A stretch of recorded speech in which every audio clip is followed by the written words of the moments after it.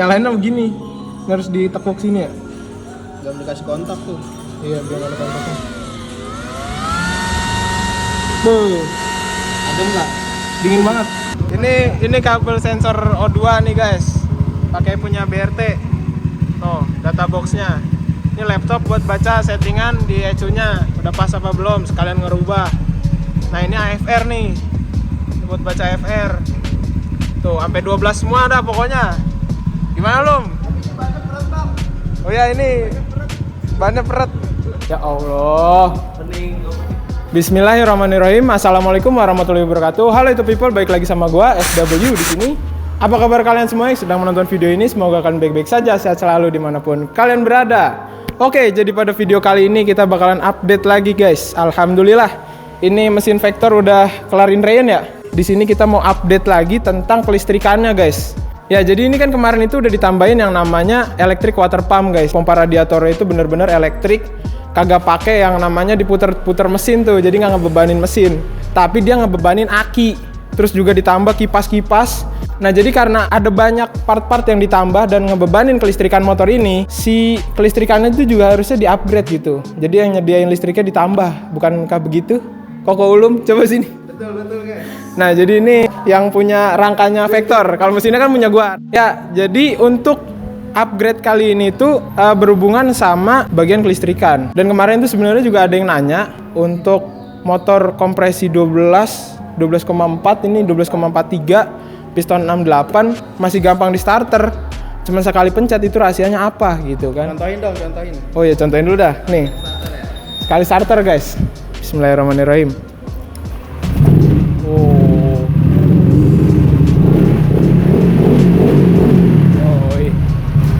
Ini knalpotnya udah diganti ya, bukan pakai yang samlong kemarin tuh, karena dia nggak suka berisik.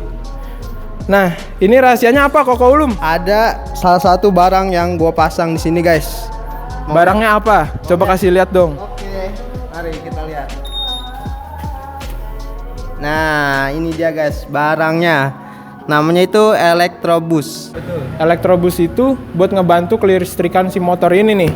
Jadi waktu akinya itu bener-bener dipakai buat nyalain pompa radiator, buat nyalain kipas, itu si starternya masih tetap kuat guys. Jadi dia tuh kayak ngasih listrik tambahan gitu ya. Iya betul.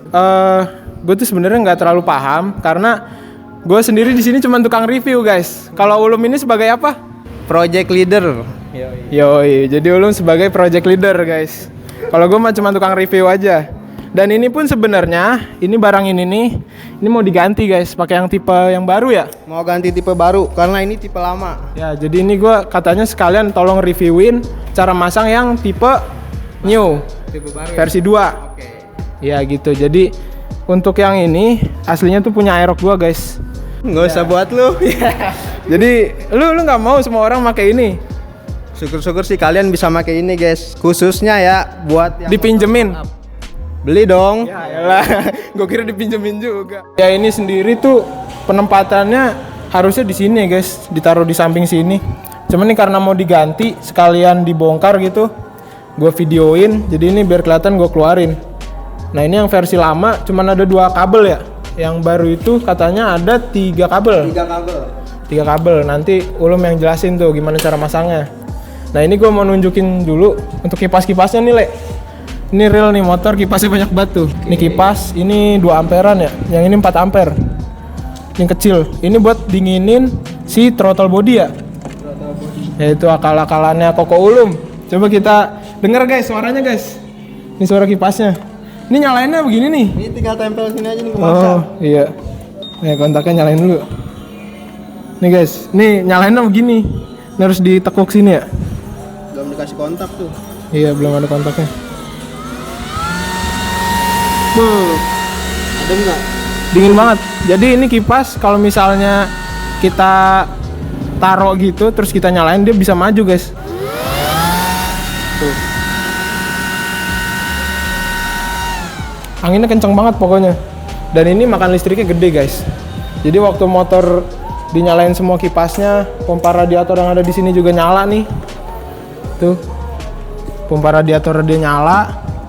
controller untuk cooling sistemnya dia nyala, itu kan pasti aki terbebani. Nah itu kalau kita starter pasti nggak kuat. Nah makanya kita perlu tambahan Electroboost. Yoi, Koko Ulum udah pakai baju koko. Yoi. Nah ini jadi Electroboost itu sebenarnya kemarin udah pernah gue review ya guys di channel gue. Ini yang gue pasangin waktu itu di beat injeksi yang akinya soak. Nah waktu akinya soak dia jadi bisa starter. Terus juga gue pasangin di Aerox gue, waktu starter tuh bener-bener stabil. Modelnya dia sama kayak stabilizer aki, cuman isinya itu dia ada super kapasitor ya? Iya, super kapasitor. Nah, jadi super kapasitor itu yang kayak kemarin gue jelasin, itu biasanya dipakai di mobil listrik guys. Jadi dia buat nyimpen arus secara cepat waktu mobilnya itu ngerem. Jadi waktu ngerem disimpan di super kapasitor, nanti waktu mobilnya mau akselerasi dia dipakai lagi tuh. Jadi energi inersia yang tadinya dibuang ini disimpan. Nah ini kapasitasnya berapa sih? Kapasitasnya 1,5 farad. 1,5 farad. 1,5 farad itu 1,5 juta mikrofarad. Nah ya betul banget, betul. Nah jadi 1,5 juta mikrofarad itu kalau dibandingin sama kapasitor biasa kayak kapasitor Elko gitu yang buat TV itu, buat TV, buat ya elektronik biasa. Kalau yang ini tuh beda guys, ini super kapasitor. Nah, sekarang ini mau dipasangin sama Electroboost yang baru guys. Di sini ada versi 2.0. Nah, ini dia beda ya. Kalau yang lama itu kan kabelnya 2 doang. Dan ini kalau terbalik itu masangnya dia langsung konslet. Nah, kalau yang ini dia ada ketiga kabel. Dan ini kalau misalnya dia kabelnya dikenain gini, dia nggak konslet guys gitu. Karena ini dia posisinya tuh mati sebelum dipasang di motor. Dan kabel yang merah strip abu-abu ini adalah pembedanya. Ini fungsinya buat apa nih? Intinya untuk membaca posisi kontak. Oh, jadi ini buat ngebaca posisi kunci kontak gitu ya. Nah, kalau misalnya kontaknya off berarti dia mati. Mati dia. Dia mati. Stabilizernya mati. Iya. Electroboostnya mati gitu. Kalau misalnya kontaknya on baru dia hidup. Baru hidup dia. Beda Berarti lebih hemat aki. betul, hemat aki. Nah kalau yang ini nih soalnya waktu itu gue pakai di Aerox. Kalau seminggu itu lebih dari seminggu motor yang nggak dinyala-nyalain, itu dia harus dicabut dari aki ya. Betul, cabut dulu dia kalau seminggu gak dinyalain ya. Oh.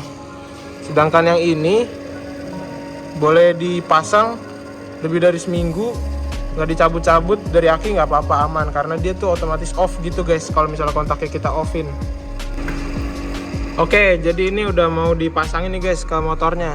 Caranya gimana nih? Oke, ini kita kupas dulu nih sedikit nih, setengah ruas jari ya. Ini dikupas dulu ujungnya ya. Nah ini berarti nanti nyari arus yang ngikut kunci kontak gitu. Di mana nih kalau di motor Vario? Ada di sikring di bawah. Sikring. Tuh, ya. Ini berarti diselipin ke sikring. Sikring aja. Kalau di Aerox? Sama Aerox nih, di sikring juga ada dia. Berarti ini di motor injeksi pasti dipasang di sikring. Coba kita pasang di Aerox dulu dah biar lebih gampang. Di sini posisinya itu dipasang di sikring guys, di kaki sikring untuk ngambil arus yang dari kunci kontaknya. Di sini kan ada tulisan yang signal. Signal tuh yang ini nih berarti. Ini kan yang paling ujung kosong nih di silang. Berarti yang ini. Ini kan bener? Ya betul. Coba dipasangin dah. Ini kemarin udah dipasang nih yang sebelahnya. Dia ngambil arus kontak juga tapi buat cooling system Aerox gua. Nih Ulum juga nih yang ngerjain. Gimana tuh Ulum? Di selip ya. Coba lihat.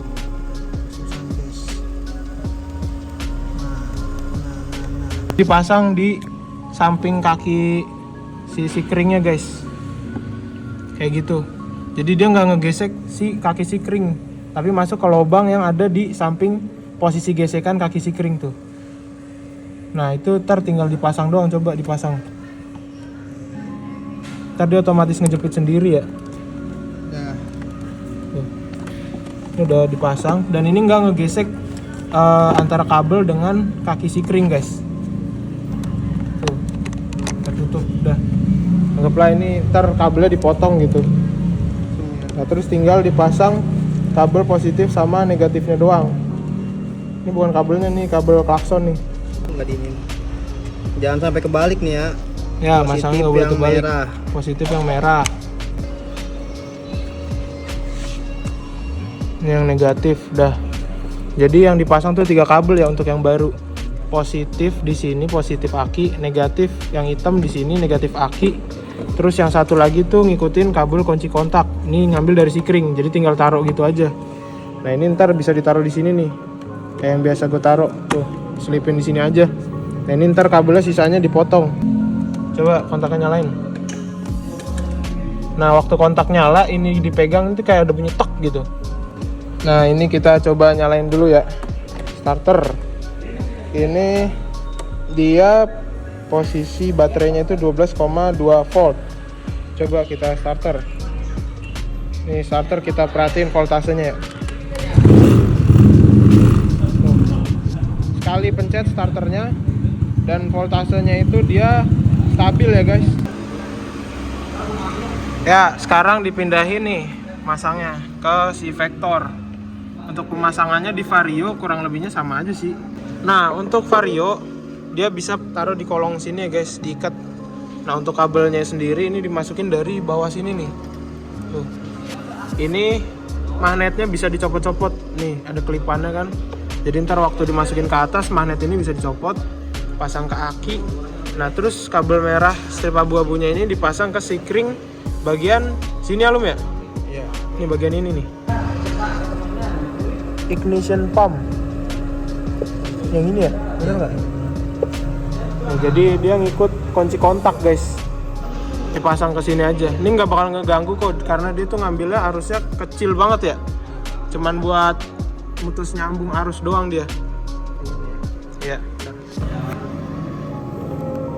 Nah ini masangnya kayak tadi, jadi jangan sampai kakinya tuh kegesek sama si sikringnya guys. Dimasukin ke lubangnya tuh, ke lubang yang ada di samping kaki sikring.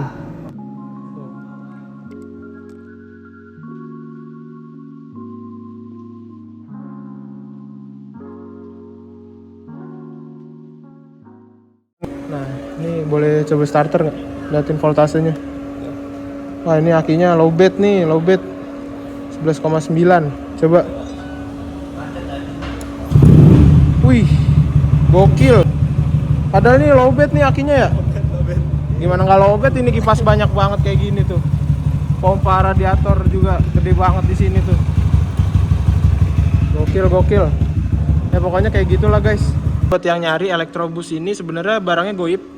Jadi teman-teman gue itu bikin ginian kalau lagi gabut doang. Tapi buat kalian yang penasaran bisa cek deskripsi video. Nanti gue kasihin linknya. Kalau misalnya kalian beruntung ya dapat, kalau enggak ya tunggu aja sampai ada gitu. Nah, untuk motor ini sendiri itu kan udah bore up, stroke up. Kompresinya itu kan pasti naik nih, dinaikin ya kan. Kompresinya berapa? 12,43. Yoi, kompresinya 12,43 guys. Bisa starter? Bisa. Tinggal pencet, sekali pencet bisa starter. Langsung nyala. Nah, kenapa? Karena kompresi gede tapi ini tetap pasang ADS guys. Jadi itu faktor kedua ya, selain pasang itu ADS-nya juga harus tetap kepasang. Pokoknya dekompresian tuh yang ada di noken as jangan pernah dilepas. Kalau kalian lepas, biarpun kompresinya kecil tetap pasti susah.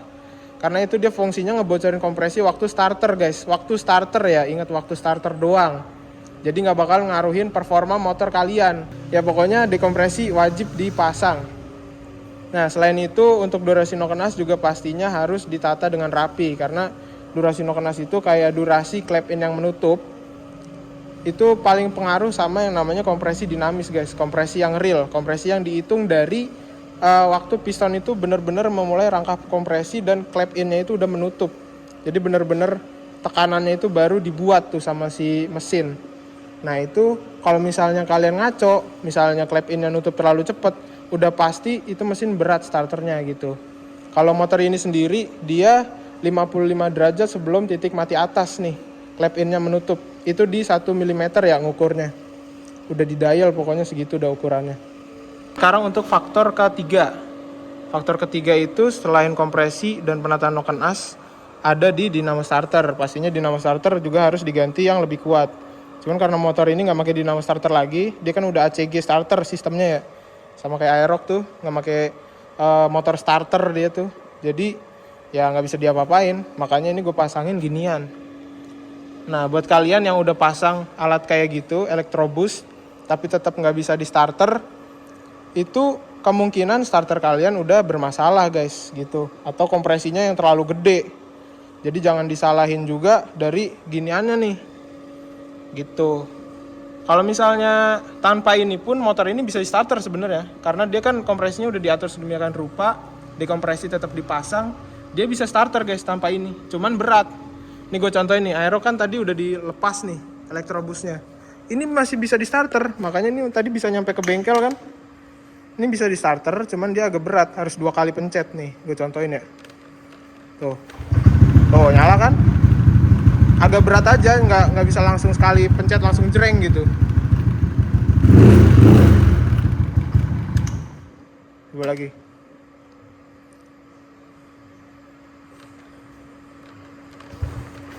Tuh, nyala kan? Ya jadi tanpa alat itu pun bisa nyala, cuman berat. Nah, kalau misalnya ditambahin piranti elektronik lain yang ngebebanin aki, ya udah pasti lebih berat lagi dong. Makanya kita perlu ini guys. Oke, mungkin sampai sini aja karena gue mau lanjut ada acara lain. Sorry kalau misalnya penjelasannya agak buru-buru. Mohon maaf kalau misalnya gue ada salah-salah kata. Gue SW izin pamit. Wassalamualaikum warahmatullahi wabarakatuh.